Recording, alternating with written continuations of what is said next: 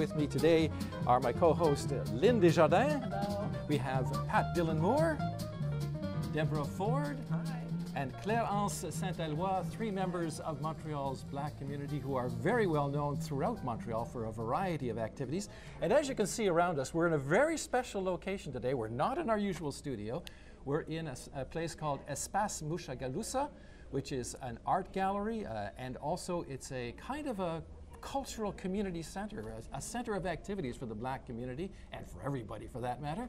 And if you can just look around you here on the walls, if we can get the camera to move a little bit, we can see some of the fabulous artwork that's here for sale. They have statues, they have sculptures, they have paintings, they have photographs. It's all very, very amazing and wonderful.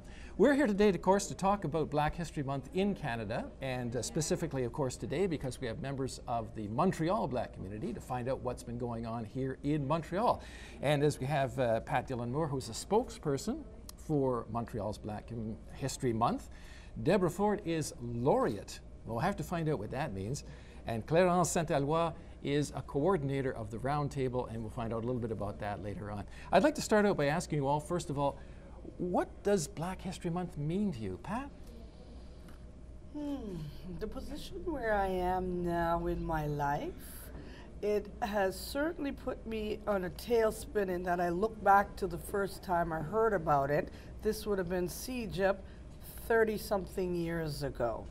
And where we were then, what we were saying then, all the activism and advocacy work since then, and then there's a feeling of celebration that makes you say, yeah, we've come far, but some of the things I learned so far in participating actively this year has also said, oh my gosh, we still have a lot of work to do, but I'm feeling that the youth and what I've seen of their representation this month, I don't have to do all of it.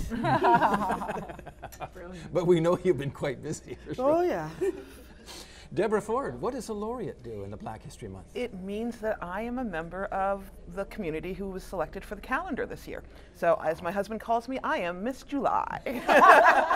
Actually, that's quite interesting because they have a wonderful calendar here, and we can show you just a little bit of what that is. This features people like Pat Dillon and Deborah Ford and Claire-Anse. It's really quite nice, and it tells a little bit about your history and your background and so on. So that's quite an interesting little item. Claire-Anse, coordinator or coordinatrice, as they say en français, of the roundtable. What does that mean? Actually, what we do is we work, I would say, 6 months ahead. We prepare Black History Month, we have been preparing the 28th edition. So with our board members, we actually search for a thematic of the year, organize 3 activities, work with the community. This is very important to us to know what's going on, what they want to do, and we actually work with them. They submit their activities, and we prepare a programmation for the whole Montreal area to really see what's going on and to highlight the history, the Black history, which is Quebec history. And we have wonderful laureates and spokespersons that are submitted to us that we also choose. People here, throughout the year submit candidate that they feel would be the best to represent them, that they feel have been working hard in the community. So with that selection, there's a jury that decide that pick, I would say, 12 laureates and 2 spokespersons. So these women have been selected because of their inspiring journey, because of the work they have put in the community, and because people have noticed and wanted them to be honored this year. Well, I'll ask you both the same question that I asked Pat. What does Black History Month mean to you, Deborah? For me, it's about affirmation. It is about connecting me to a history. But more importantly, I think, than anything else, it's an answer to that question of why don't you people go home? Because this is home. We've been here. We've always been here. We came with you, and it's time to start recognizing that. And this month gives us an opportunity to say, hey, not just we recognize, but we have contributed. This is what we've done. We have been a part of it from the beginning. So we're not asking for anything special here. We're asking you to look at us like one of you. And so it's a month to be able to do that, to celebrate, and to say to our young people, raise your chin. You have no reason to keep your head down. That's really what the month is for me anyway. Claire-Anse? I absolutely agree with Deborah. I think for me, Black History Month is a time where I think as a young woman, I feel I have my place here. I have an history. It's a time to reflect, to gather around, to celebrate, to discover, to learn. I learned, and I'm still learning. I mean, I learned so much this year by going through activities. I didn't know a lot about the Black Congress Riders. I learned so much. I didn't know all of what happened at Concordia. I learned so much. And I think that's actually the mission of Black History, the Roundtable, is that if you can go through these activities, you can not only celebrate, but you can get out and say, I learned something. I was with my people. I have my place here. We accomplished our mission. And I think this year, there was a lot. There's such a broad range of activities. Can you just give us a bit of an idea of what some of them are? Absolutely. Actually, this Saturday, we're going to have an event called Black Conversation, where through testimonies, fireside chat, you're going to be able to learn the journey of inspiring women. There's also going to be a black market. Pat Dillon Moore will be there. Some of our laureates, like Deborah Ford, will be there. We're welcoming Trey Anthony, the award-winning writer. She's going to be there, and Pat Dillon will interview her, so it's going to be an amazing day. We also have Fondue Noir, a festival made by Fabienne Collat, where there's plenty of activities, dance night, little conferences throughout the days. You have the talent show Money Money. You have at the Balcon, there's multiple events throughout the month where local artists can perform. So that's also a great, I would say there's a lot of activities to go. I think you can just go on our website and find out what your interests are. I would also encourage people to go out to the Black-owned bookstores, to go to the publishers, to go to the Black-owned restaurant to try and to support the Black community. Yeah. Can I just add to that, for those who can't make it out, the CBC is making sure that we can come to you. So for example, they invited us to step out of our comfort zone and tell some stories last week. And tomorrow and Sunday, those will be on TV. So tomorrow, CBC, 11 a.m., Saturday, Sunday, 12 o'clock. You can see the Black community come out and tell stories about ourselves. Universal stories. Universal stories told by people who aren't necessarily artists. Which was a lot of fun. So, so for those who can't get out, you can bring it into the home as well. Yeah. But now the theme this year is emancipation of women. I'm going to throw that out to whoever wants to start with this one. What do we mean by that? What do we hope to achieve with a theme like that this year? All right, let me try that one. Pat, how about you? It's so many stories that are hidden. And I know for some people, Black History Month is a time where it's just exhausting and overwhelming. And if you're not from the community, you sort of wonder, do I belong and do I have a place? And I'm going to be plain spoken. That's what I'm known for. If you're from the white community, you have a history that you know. It's documented. It's easily accessible. The woman's story often includes the history that is often hidden, and that's the Black woman's history. We were there, we have been fighting, and a lot of things have been built off of our backs, and our voices have been silenced. This year, of course, given the Me Too movement, the Black History Roundtable chose to, let's leverage these voices. What are some of these voices so that we can take our place and have some people step aside? Because there are gatekeeping with respect to history. There was a statistic that came out some years ago that only 20% of Canadians know their history. Now that's mainstream history. Within that, there are the other people who have built this nation, and then, of course, you'll have women's history. This year, the platform is let's put our history forward as builders, right? So out of the pain, what have we done? And out of our joy, and where can we interconnect and give the parole, as we say in Quebec, to the women? Yeah, I would add to that is also in the sense that it also, for me, highlighted a diversity of voices. There, I keep coming back to the fact that I'm in this calendar floored me. I'm not one of those voices, although I can be loud and I can be, okay, I'm going to pick my language carefully. I can be an agitator. I tend to make people nervous. And so there's certain narratives that people are comfortable with, and there are others that are like, we'll leave that to be quiet. And this year, the folks around the round table said, no, all these voices are worth hearing.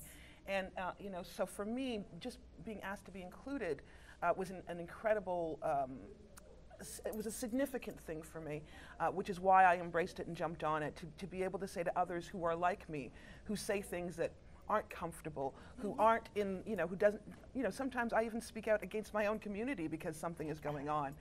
You mean we don't think alike? Really? Isn't that amazing that we have diverse thoughts? And so this year we really, I think in the choice of the people who are in the calendar, we really underlined that as well, to say that there's not one voice speaking, there's not one story to tell, there's not one perspective, there's many. I want to add something to that as well, and it's the moments and the nuances that have come out, and somewhere we'd like to collect all of them. I had the opportunity to talk to some youth at a CJEP, and they wanted to do a college. That's right, worldwide listeners and viewers. They wanted me to present Black images in media. So I chose to bring the image of the angry Black female. You know any? You know any? Well, we talked about that, but what if I have a reason to be angry and I want to discuss that anger? And what was beautiful about the talk was this was a room of all students. I wasn't only talking to Black students, I was speaking to white students. We had some South Asian women, we have Arab women, and we had Asian women, and they talked together and deconstructed some of those images. So that was a moment where that has often been a tool used against Black women. Well, you're angry, we're not going to hear you because you need to present yourself in these nice docile tones. Can anybody say Scarlett O'Hara? But here, today's young people, and some of us older girls, because everything is about the youth, we are still alive, we deconstructed that together. So I think we really fulfilled the mandate of Voices of Empowerment this year. But is it not also important for some of the older members of the Black community to tell the younger members about the past experience, their own past experience that they may not know about? I mean, so you feel we don't do that the other 11 months? I think what the purpose is, we're doing this in our homes. Every cultural community does this. But if you were to look at our media, look at the newspaper, look at the selection on TVs. For a long time, I never saw a Black woman use a deodorant on commercials, right? This is but another opportunity to change up the landscape. So we're talking together. And there's a place for white men as well, right? Because, yeah, they're beleaguered too, whatever. But those conversations, all of this has been happening to a heightened degree in this month. Absolutely, and we really chose this, the thematic Voices of Emancipation because we felt that not only their voice our voices was not heard, but also because we wanted them to reclaim their history, reclaim the narrative. Because when you look in the media, the stereotype of the stereotypical angry Black woman, this is all you see. So if we could put up a calendar and say, hey, yes, we are angry, but we have so much more to offer. We're doing so much more in the community. And we chose 12, we could have chose 1,000 women. And those women are pillars of our community, and there's still oppression, still violence going on, and we need to talk about it. And I think it was the perfect opportunity to put these women at the forefront, and it was long overdue also. And so I think it was a great way to start the conversation because we were talking about the Me Too movement, but the Me Too movement was founded by Tarana Burke, a Black woman, but we never talk about her. So for us, it was time to say, hey, those pillars of our community need to be recognized, and we need to talk about what's going on because Black women still face sexism, racism, and we need to talk about it. And our community includes you. Because our community also has a larger and broader definition that includes Montreal, Quebec, and Canada. But oftentimes, it isn't always positioned as such. Tell me, again, just a little bit about the history. Of course, Pat, you've been talking about when you were first getting involved or hearing about it 30 years ago. Was it at the time more a political affirmation, and now it's evolved as it's become better known and understood, more of a celebration? Is that a proper way to think of it? You know what, I remember it when I was, I think it was just down the street, LaFontaine Dawson campus. Yep, I've just dated myself. It was a week. So it was a way within the campus to do all of those things. So it was the education, but back then, very little of it was Black Canadian history, because a lot of that is sure, we always pointed to Harriet Tubman, but a lot of the things that we put forth were African American history. Since then, and I have to note and talk about Mayor Jean Doré, who was the one who put this in place 28, 30 years ago. We wanted the thinking around it, all those people, and I don't remember all their names, and I include Helen Fotopoulos in that because she was a large change maker in that. City councilor, but even when she was political attaché, before she, when she was Doré's attaché, it was to leverage the people because we know all this stuff. How do we get it out there? So the celebration existed then. The laureates existed then.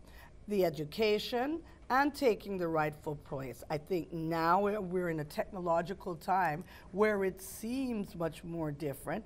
There is a little bit more resources as well. We're using resources differently. Back then, oftentimes to get a lot of things programmed, you used to have to write away for a grant. Well, there aren't that many grants. Corporate sponsorship have gotten a bit better as well, although I don't see a lot of sponsorship. I'm not going to do it here, but you can figure it out. We are seeing things on a larger scale because the youth have grown, and they too do not have the struggles I had 30 years ago. They're programming in a much bolder way, and there is much more. So there's all of those things, Mark. I do want to say, though, that the history continues to be important, particularly for people who are diasporic, right? Connecting to that information for some children is really hard, especially you have children growing up in mixed families where the person of color is absent in the home, and that child is dealing with stuff that the parent who's present has no way of helping them with.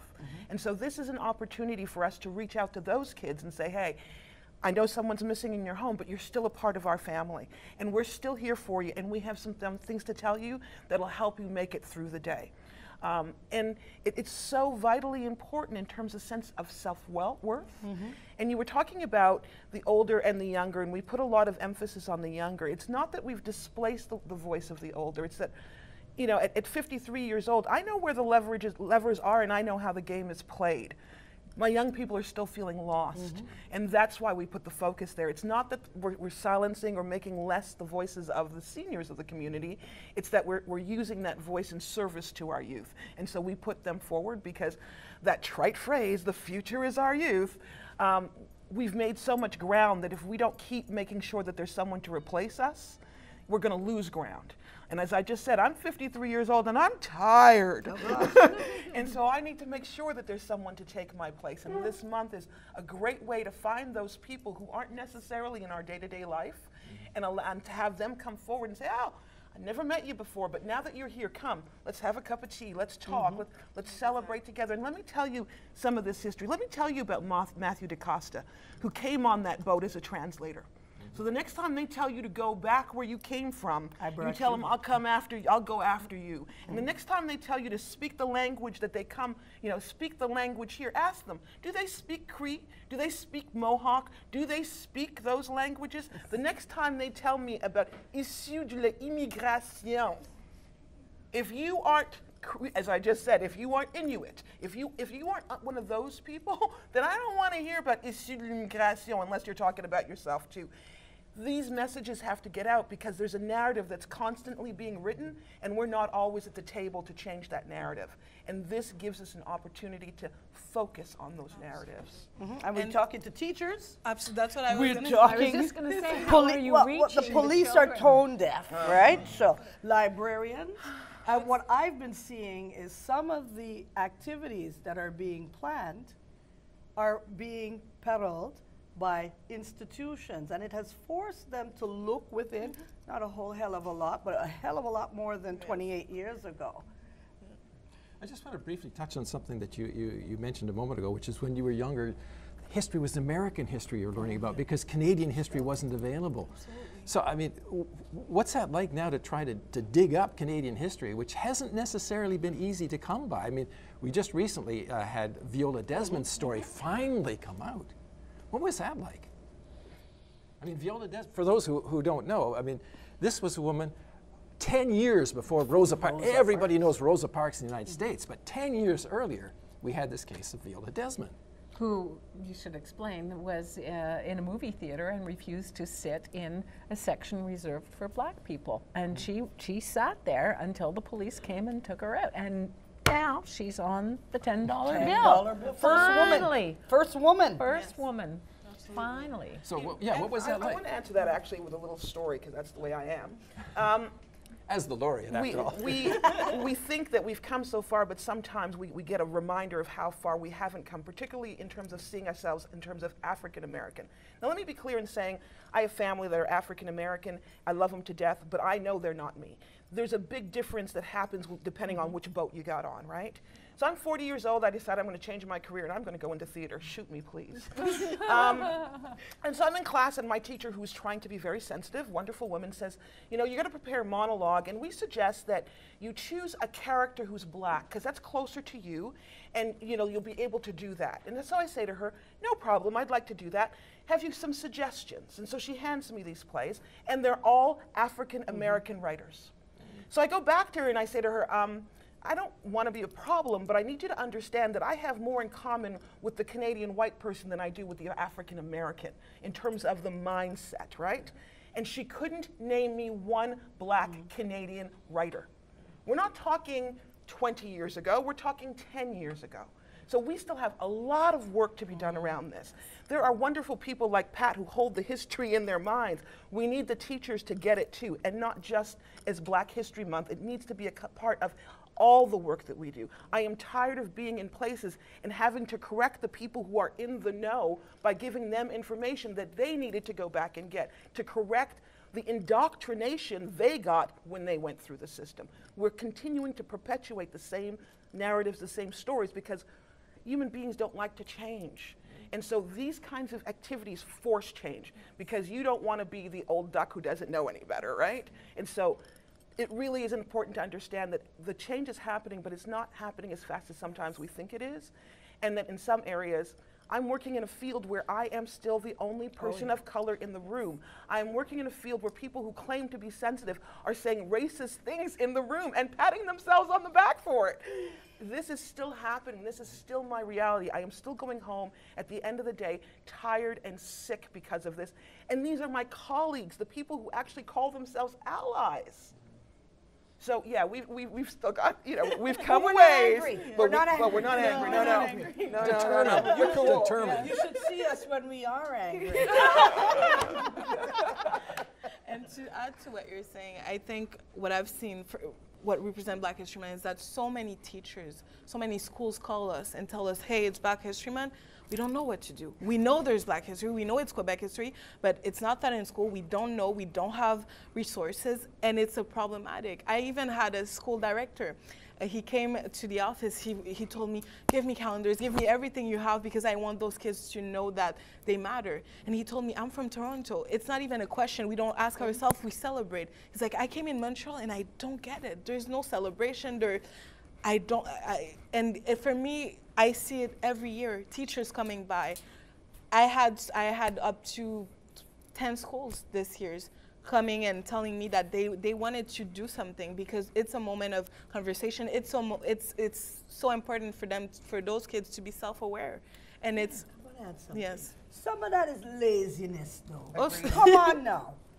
You mean that you can't Google like the young kids? How do you think I know things? I watch my daughter. They say Google, they mean, all right, Google, right? And it is out there. Now, I prefer if you have the authoritative voice and you don't know, say you don't know. Yeah. And yeah, I'll give you tools, what I have, but sometimes common sense. When I was a child growing up here in, you know, Van Horn School, and they said, we're going to do a project on the dinosaur, we went to the encyclopedia. The library right? and so on. Exactly. Yeah. Black History of Canada. No, it's not vast, but it is out there. Some of them, and I do sympathize with teachers because they're being asked to deal with and do a lot more than when I was a kid. But some of that stuff, everybody has a personal responsibility in institutions to do some very basic Especially when, I of course, do wanna be nowadays the careful. technology is so easy to deal Yeah. with. You know. It's I a do bit- want to be careful, though, addressing the systemic here, because yes, the individual teacher can make a difference. Yes. But why is it that a history teacher can't be a history teacher unless they follow the curriculum given to them by Quebec, but that curriculum doesn't include this work? This is water, And right? here's the thing. Here's the thing, that there's real life repercussions of this. And we saw that this summer when Slav took the stage, right? Because here was this play that is problematic with a wide percentage of the population doing the, what's the problem? It's art. Because they don't understand the history. They don't. People said to me, well, there was no slavery in Quebec. What's your problem? Excuse me? How do you graduate from a Quebec school at this point in life and be able to say there is no slavery in Quebec? Yes. So this is not about the individual teacher, although yes, they can make a difference. There is a systemic problem. Yes. There is a systemic problem when the system says to a teacher, oh, it'd be a good idea if you taught this, but didn't give them the tools to do it. Right. Because it says very clearly where the system stands on these issues. We're almost out of time, so I'd just like to go around the table. You can once- call us back next month. Sure. Sure, absolutely. No, I'd just like to get like some final thoughts on the whole meaning of the thing, the Black History Month. What you hope it achieves. What I hope it achieves, yeah. I think that this year, because of the bookend of the 50th anniversary of the McGill Black Congress of Black Writers, Which people can look up on the internet. Yes, giving you the terms of reference, and then the Sir George Williams affair, and I would be wrong if I didn't say National Film Board of Canada, which has a fantastic Black Canadian experience set of films online, that the conversation will not stop February 28th, based on the success on what all of us, including you guys, and what we're doing today. This month is doing that. Deborah Ford, briefly. My dream is that, I'd like to say in 5 years, that we know that's not going to happen, but my dream is that in one day, all of us who sit around these tables and plan these things say to each other, you know what, this year we're going to do something else because this is taken care of. This is being done in a real way, in the real world. We don't have to put our focus there. We can put our energy somewhere else. I'm allowed to dream, folks, can't I? Just let me have this one moment. I absolutely agree with all of what you said, and what I would, on my last word, would tell you to come and encourage everyone at the activities. Come tomorrow at Black Conversation at the Feast Centers. You're gonna have an amazing time. It's a time of celebration. It's a time to learn, to share, and to get inspired. So come out. And once again, if you want to, look it up on the internet. It's there if you do a little bit of search, right? A little bit of history on Canada. So for our guests today, we have, again, Claire-Anse Saint-Alois, we have Deborah Ford, and Pat Dillon-Moore, and my co-host Lynn Desjardins from this special space here. It's called Espace Mushagalusa, the art gallery in downtown Montreal. Thank you so much for joining us today. It's been a real pleasure to have you all with us. Thank you very much. Thank you so much. you.